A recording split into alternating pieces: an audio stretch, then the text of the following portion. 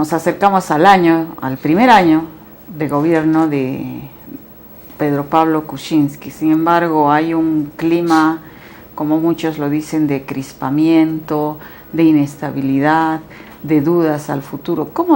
¿Cómo lo ve Alan Ferle, este panorama? Yo creo que cuando gana las elecciones tenía dos opciones, ¿no? Una, cumplir con el plan de gobierno que ofreció en la segunda vuelta, con las transacciones y diálogos con distintos sectores que lo apoyaron a cambio, ¿no? Trabajadores y sectores empresariales y otros, de que cumpla con esas plataformas. Y la otra opción era aplicar la propuesta de la primera vuelta, con la cual no salió elegido, sino que fue un planteamiento minoritario, que era la profundización del modelo. Y lo que hemos visto en este tiempo es que básicamente optó por esta última, es decir, dejó de lado las promesas, ha profundizado algunas reformas que van por la flexibilización laboral, por el levantamiento de estándares ambientales, por una facilitación de los negocios, por un mayor peso a las asociaciones público-privadas, con todos los problemas que hemos estado viendo también en ese contexto, un mayor rol de las empresas y el mercado, con dar marcha atrás al esfuerzo tímido, pero en la dirección correcta, de diversificación productiva que se había planteado en la administración anterior. Entonces es una profundización del modelo que flexibiliza estándares laborales y ambientales y al mismo tiempo criminaliza la protesta.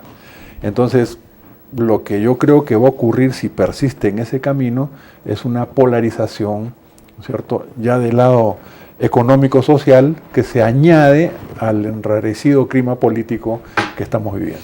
Los consejeros o los analistas, los opinólogos, señalan como salida a este ruido político que le llaman el otorgar el indulto al expresidente Alberto Fujimori, con el objetivo de que efectivamente baje este nivel de crispación y se aboquen a lo que señalan es urgente ahora, que es la reactivación económica, porque la economía está paralizada y efectivamente esta inestabilidad política pues no es el mejor clima para reactivar la economía, ¿no? Pero ¿ese sería el camino?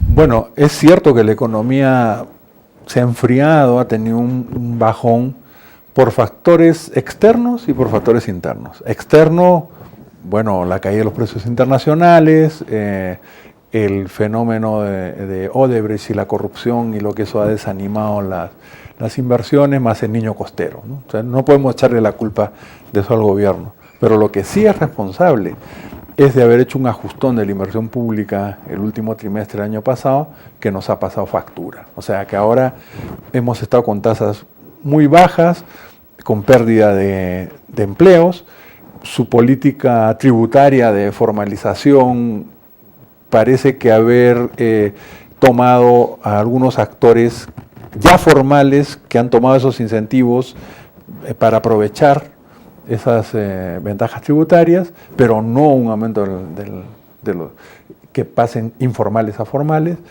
y el destrabamiento, entre comillas, de la inversión privada tampoco despegó, porque la inversión privada sigue negativa y hace como 2 o 3 años. Entonces, además se hizo un harakiri, porque él pone el tema del indulto, ¿no? Y independientemente de lo que haga, va a polarizar el país, porque si lo otorga, todos los sectores que votaron por él en la segunda vuelta, que además él prometió que no iba a dar un indulto, van a salir al frente y va a haber una movilización ciudadana. Y si no lo otorga, va a tener una oposición enconada de fuerza popular, yo diría con razón, por estar jugando con ese tema, y ya hemos visto lo que está pasando de la mayoría del Congreso respecto a las iniciativas del Ejecutivo.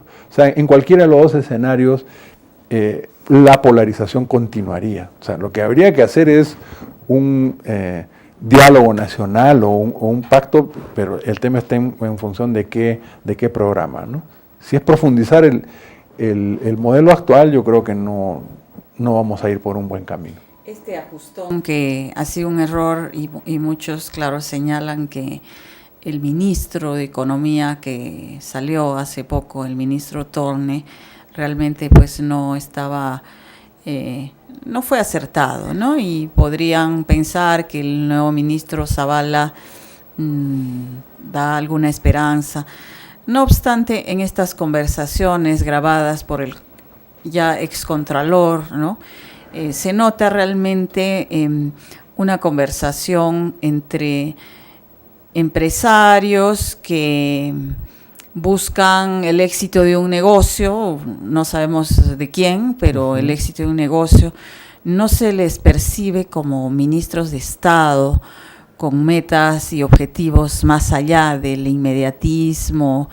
¿Eso tiene salida o esa es la característica del gobierno de PPK? Porque faltan 4 años. Claro, ya parece que estuviera de salida por el desgaste que ha tenido.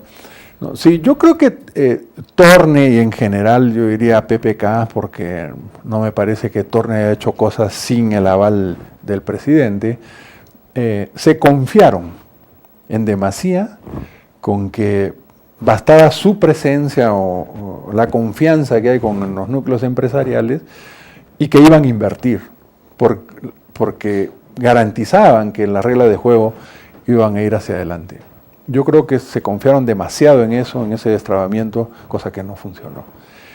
Y lo que sí se ha notado en estos audios, independientemente de cómo se han obtenido, es este interés, como señalas, de sacar adelante negocios privados. Y el beneficio de los negocios privados no necesariamente es el beneficio del país o las decisiones de inversión que se tomen, ¿no? Entonces, esta imagen o este señalamiento a Kuczynski como un gobierno lobista o como que responde principalmente a intereses empresariales y no a los que el país demanda, es una imagen que esos audios corroboran, ¿no es cierto? Entonces es muy peligroso porque la legitimidad del gobierno debe estar, o de un gobierno o de un Estado, en el sentido de trabajar por el bien común. Puedes haber representado en algún momento a estos sectores, me parece bien que se incentive la inversión privada, pero tiene que haber una separación de intereses de ambos lados del mostrador, ¿no es cierto? Los empresarios hacer inversiones, el Estado promover la inversión pública, crear esta sinergia inversión pública, inversión privada para que la economía crezca y haya empleo. Eso es correcto. Pero lo que no es correcto es si estos intereses privados están dentro de la propia estructura del Estado, y eso es lo que tenemos que averiguar, o terminar de aclarar, porque si esa va a ser la práctica del gobierno, creo que no tiene mucho futuro. Y en este contexto, a las regiones, por ejemplo, a las autoridades regionales, ¿qué alternativas tienen? Siempre esperanzamos la economía regional, lo hemos estado haciendo estos años en los megaproyectos, Majesiguas, el gasoducto, desde la interoceánica, pero nada está dando resultado, ¿no? Y cuando la economía se paraliza, pues primero se paralizan las regiones antes que Lima, ¿no? Sí.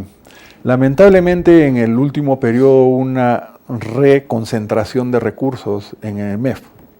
Entonces, claro, lo que uno debería tener es inversión nacional o planeamiento nacional, después la instancia regional y después los sectores que contribuyen a ese desarrollo regional.